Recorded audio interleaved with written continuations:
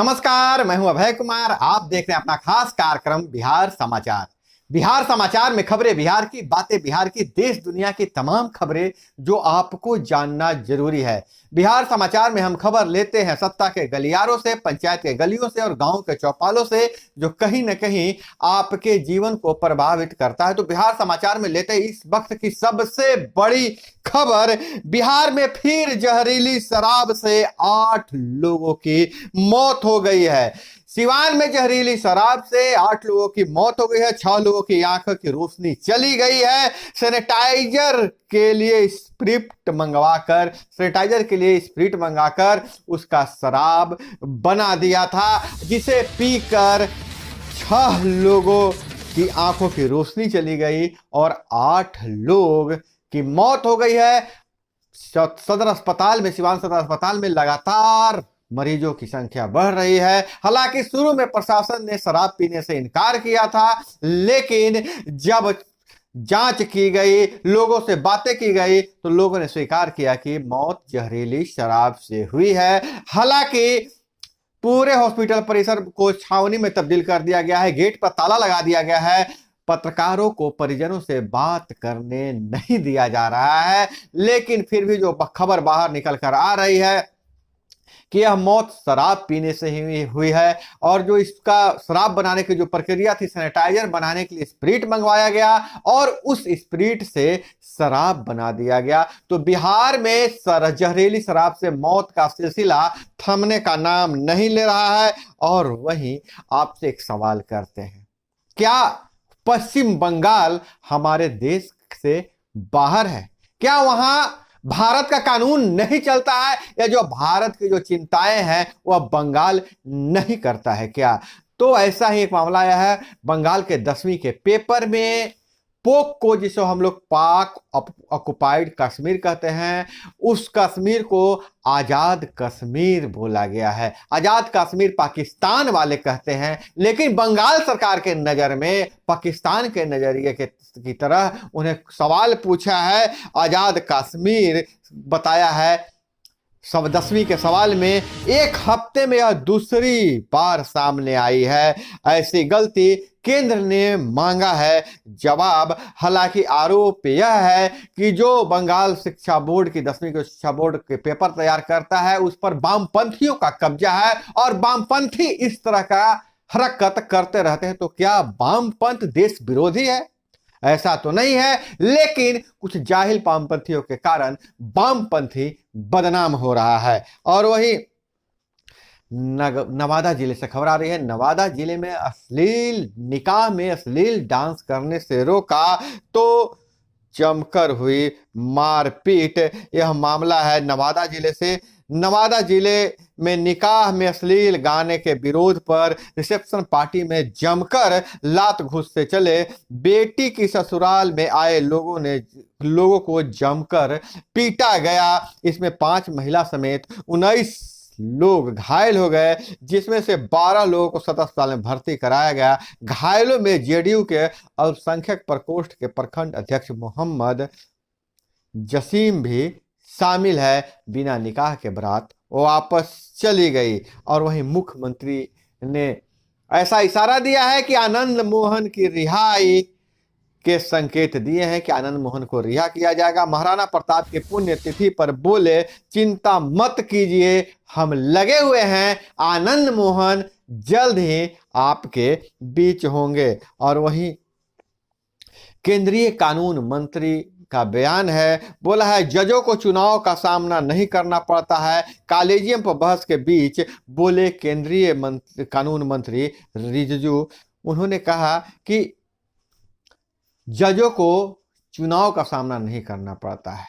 और collegium system पर बहस चल रही थी, उस बहस के दरमियान केंद्रीय कानून मंत्री ने ऐसा बयान दिया है जो चर्चा में है। और वहीं जदयू के नेता ने कहा है कि रामचरित मानस पर टिप्पणी करने वाले मानसिक रूप से बीमार हैं। बिहार में रामचरित मानस को लेकर विवाद फिर गर्माता दिख रहा है। अब जदयू के विधान परिषद सदस्य एमएलसी महेश्वर सिंह ने रामचरित मानस के खिलाफ बोलने वाले को अनपढ़ गंवार करार दिया है। मुख्यमंत्री नीतीश कुमार की मौजूदगी में एमएलसी महेश्वर सिंह ने ऐसे लोगों के खिलाफ कार्रवाई की मांग की है। उनके लिए अपशब्द का भी इस्तेमाल किया है। तो महागठबंधन के दो मुख्य पिलर हैं, जदयू और राजद, और दोनों के बीच में तरह तरह के जो बयानबाजी हो रही है एक दूसरे मुद्दे को लेकर, जैसा कहा जा रहा है, उससे लग रहा है क्या यह महागठबंधन ज्यादा दिनों तक टिकेगा भी कि नहीं टिकेगा। और वहीं शिक्षक अनुभव में 2 से 4 साल तक की छूट दी गई है। हाई स्कूलों में 6000 प्रधानाचार्य की होगी नियुक्ति। प्राध्यापक के लिए योग्यता तय कर दिया गया है। न्यूनतम 31 और अधिकतम 47 वर्ष वायु के शिक्षकों को प्राध्यापक के लिए आवेदन के पात्र माना गया है। 2012 या उसके बाद नियुक्त शिक्षक के लिए शिक्षक पात्रता परीक्षा में उत्तीर्ण होना आवश्यक है और मान्यता प्राप्त विश्वविद्यालय से कम 50% अंकों के साथ स्नातकोत्तर उत्तीर्ण और एससी एसटी अति पिछड़ा दिव्यांग महिला और आर्थिक रूप से कमजोर वर्ग के लिए न्यूनतम निर्धारित अंक में 5% की छूट दी जाएगी। अभ्यर्थी को बीएड या बीडीएलएड से उत्तीर्ण होना जरूरी है और 2 से 4 साल तक की छूट भी अनुभव में मिला है। और इधर गंडक के दियरा से गुजरेगा 73 किलोमीटर नया सोनपुर से डुमरिया घाट ग्रीनफील्ड 4 लेन। पटना मुजफ्फरपुर से जुड़ेगा राम जानकी पथ।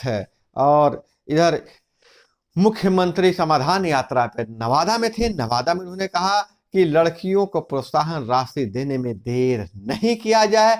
इस साल नवादा के घर घर में पहुंचेगा गंगा जल, मुख्यमंत्री का बयान है। और वहीं पहली बार कश्मीर के मेडिकल कॉलेजों में अन्य राज्यों के शिक्षक और फैकल्टी में 500 से ज्यादा पद रिक्त हैं। पहले कश्मीर के स्कूलों में, कश्मीर के विश्वविद्यालयों में कश्मीर के बाहर के शिक्षक नहीं होते थे, लेकिन अब 370 हटने के बाद कश्मीर के बाहर के शिक्षक भी वहां काम करना चाहते हैं और उनकी संख्या धीरे धीरे बढ़ रही है। और इधर डीएलएड इंटर परीक्षा से पहले एंट्रेंस की प्रक्रिया शुरू, ताकि लेट न हो। सत्र 25 जनवरी से 8 फरवरी तक होगा आवेदन। और मुख्यमंत्री ने कहा कि सभी सरकारी मेडिकल कॉलेज और छात्रावासों में शुरू हो दीदी का रसोई, जीविका दीदी का बनाया हुआ भोजन मिले। मुख्यमंत्री ने नवादा व दनियावा में योजनाओं का किया निरीक्षण, दिए कई निर्देश,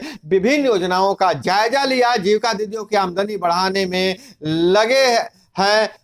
मुख्यमंत्री ने कहा कि जीविका दीदियों को आमदनी बढ़ाने में लगे हुए हैं। मुख्यमंत्री का बहुत ज्यादा ध्यान जीविका दीदियों पर है। लेकिन वहीं दूसरी तरफ पंचायती राज के जनप्रतिनिधियों ने भी मुख्यमंत्री से मांग किया है कि पंचायती राज के जनप्रतिनिधि गांवों के विकास के लिए ऋण हैं, इन्हीं के जिम्मे विकास दिया जा रहा है, लेकिन जनप्रतिनिधियों को अधिकार नहीं दिया जा रहा है। उचित भत्ता और वेतन की मांग कर लेकर नीतीश कुमार को आवेदन भी दिया गया है। वहीं वार्ड व पंच संघ के लोगों ने मुख्यमंत्री से मांग किया है कि वार्ड सदस्यों और पंचों को कम से कम 15,000 वेतन दिया जाए और उनका जो किसी तरह की अगर हत्या हो जाती है या कभी दुर्घटना में मौत होती है तो उन्हें 20 लाख का क्लेम दिया जाए, 20 लाख उनकी जीवन बीमा भी की जाए, उन्हें मुआवजा भी दिया जाए। यह मांग पुरानी मांग है, लगातार यह मांग की जा रही है। और इसी